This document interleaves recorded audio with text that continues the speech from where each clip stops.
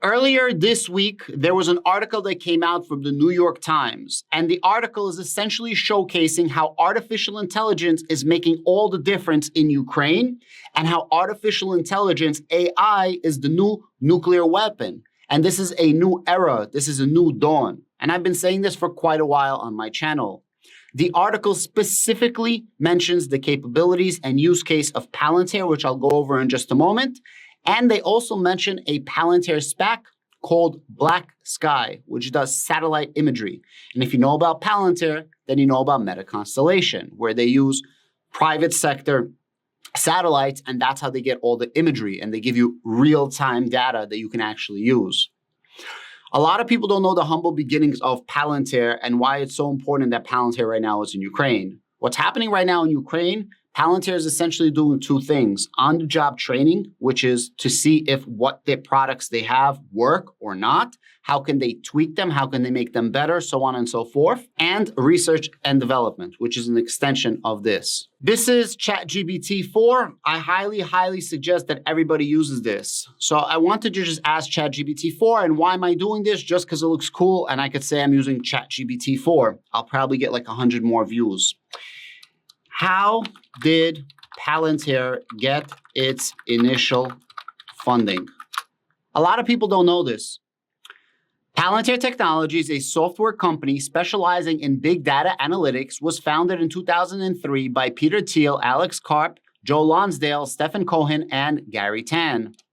The company's initial funding came from these investors.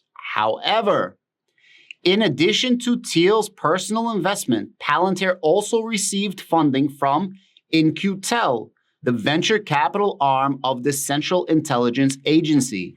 In-Q-Tel's mission is to identify and invest in companies developing cutting-edge technology that serve the United States' national security interests. Investing in Palantir fit well with its mission, as the company's software is designed to integrate, visualize, and analyze data of all kinds, which can be useful in intelligence work. If you missed it in many different interviews, Palantir CEO Dr. Alex Karp, as well as the CTO Shyam Sankar, and other high-level members of Palantir consistently say, whatever we develop for the military today will be used in commercial tomorrow.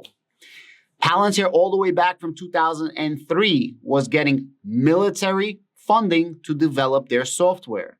The software that they developed for Palantir Gotham then became a watered-down version, or a specific version for commercial, called Palantir Foundry. Later on, they get Palantir Apollo, Palantir Edge, Palantir AIP, Palantir Meta Constellation, and these are all not just government, not just commercial. They're kind of a hybrids where everything works with each other. Back in June of 2022, Dr. Alex Karp steps foot in Ukraine. He's the first CEO to do that, first American CEO to do that. While everybody else was using teleprompters and making these fancy dinners and galas that are, donate to Ukraine, let's save Ukraine, Dr. Alex Karp was literally on the ground, boots on the ground, speaking to Vladimir Zelensky, saying, hey, how can we help you? He gave software for free to Ukraine. Why? On-the-job training, research and development. So then you can say, well, Adam, but they're not getting any money on it, right? Who's paying for the research and development? And to this, I'm going to say the over $100 billion that the United States is giving to Ukraine, not as a donation, not as a present, through land lease.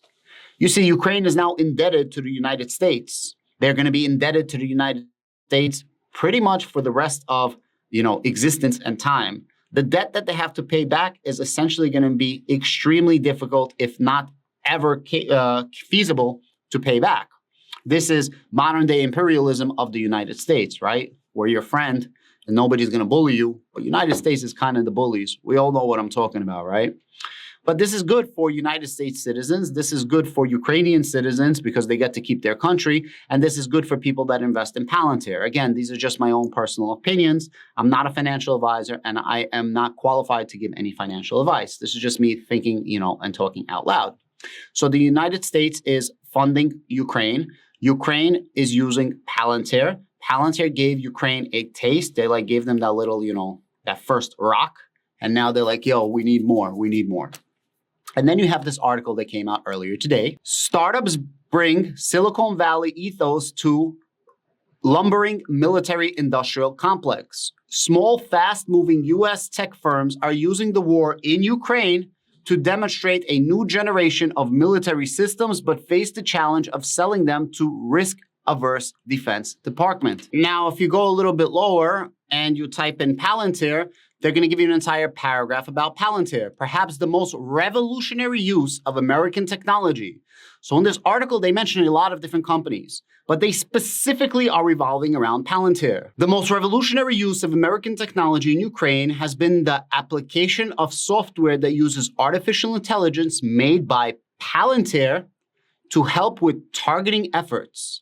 The company's chief executive officer, Dr. Alex Karp, traveled to Ukraine last year to meet with the president. And I quote by Dr. Alex Karp, if you go into a battle with old school technology and you have an adversary that knows how to install and implement digitalized targeting in AI, you obviously are at a massive disadvantage.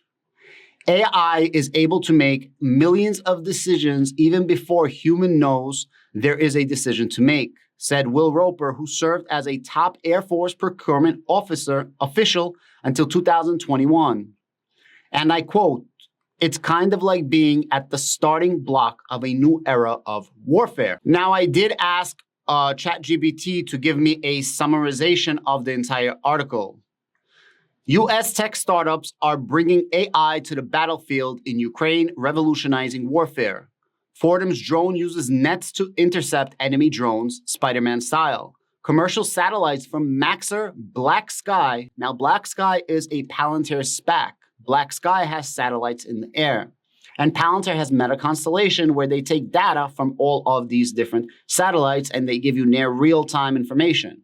But not only do they give you real-time information, by the time they're sending you the information from space or other domains back to land, they're already preemptively giving you answers what they think you need an answer for. Satellites from Black Sky Planet Labs provide crucial image data for making military strategy smarter. Next-gen drones from Aero, Vermont, Skydio, Shield AI are smaller, cheaper, but equally effective, transforming military tactics.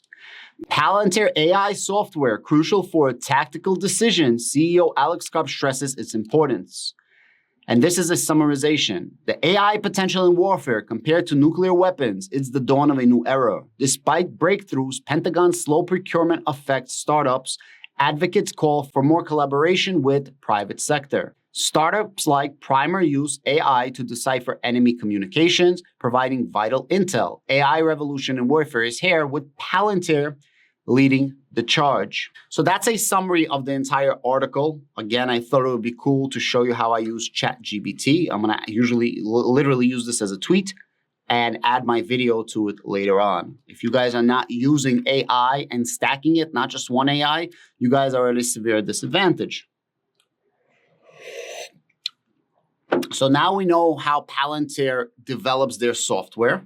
We know who funds the development of their software, not in totality, but in large part. So where do you think this is going to take Palantir into the future? Where do you think the Ukraine war is going to propel Palantir in the future? This is Palantir SkyKit. Palantir SkyKit debuted during this Ukrainian war. It doesn't look like much, but in here, you can see they have a drone, they have a computer, 2 screens, they have a little satellite communication, and many other cool spy shit, right? I have a couple of videos out where literally we're asking a Russian commander on Russian news, what's going on? Why are we going meter to meter, but the Ukrainians are taking villages to villages, which basically means why are they moving so fast and we're moving too slow? And he basically says, Ukraine has the full backing of NATO, like the NATO technology and NATO support. And besides for that, if we go north, they go south. If we go west, they go east. If we try to encircle them, they go through the middle. Basically, he's saying they know exactly where to be and where not to be, where's the most optimized solution and where's the most non-optimal solution. And because of that, they, although are at a disadvantage in military might and numbers, They are in a significant advantage when it comes to military intelligence. And at the end of the day, intelligence matters most. It is it levels the playing field, so to speak, and technology keeps leveling that, playing field. I don't know where this ends. I don't know who wins, Ukraine, Russia, and what impact this is going to have. But if Ukraine wins in some meaningful type of way, and by winning, I mean not losing, because there's not going to be any actual winners or losers. Both are going to say they won and both are going to be losers, right? This is going to help Palantir. I guarantee you whatever Palantir is coming up with in the field right now through research and development and testing it on the job training, this is going to come to a battlefield near you. This is going to come to your business tomorrow, right? Like whatever they're doing now, they're essentially doing for free research and development. And that's how they prosper in the future. Palantir is a motherfucking beast. I am so glad that it is right around that $12 mark. We were scared that it will hold $10 or not. It seems like it's holding $10 pretty steady. Last time I checked, it was up pre-market, and hopefully we have another green day. I thought it was very important for you guys to understand where Palantir came from, where Palantir is now, and the importance of Palantir currently being in Ukraine that a lot of people are just not understanding. But I hope this article and this video helped you a little bit. Thank you so much. Have a great day.